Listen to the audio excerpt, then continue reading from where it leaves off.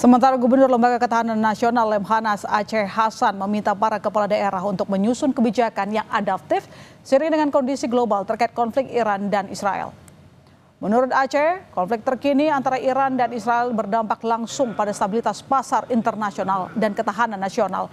Dalam arahannya saat pembekalan kepala daerah di kampus IPDN Jatinagor, Kabupaten Sumedang, Aceh pun mengingatkan kepala daerah harus meningkatkan kewaspadaan terhadap dampak situasi geopolitik global yang terus berkembang dinamis, termasuk dalam hal efisiensi anggaran dan penguatan sektor ekonomi domestik.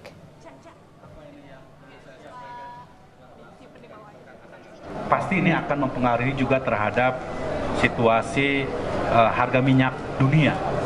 Karena kita tahu bahwa Selat Hormuz merupakan salah satu di antara lintasan perdagangan rantai pasok global, terutama harga minyak dunia yang saat ini sudah kita ketahui bersama sudah mulai merangkak naik. Perlu kami sampaikan kepada para kepala daerah agar kepala daerah memiliki kewaspadaan, kewaspadaan nasional, agar mereka membuat berbagai kebijakan-kebijakan yang tepat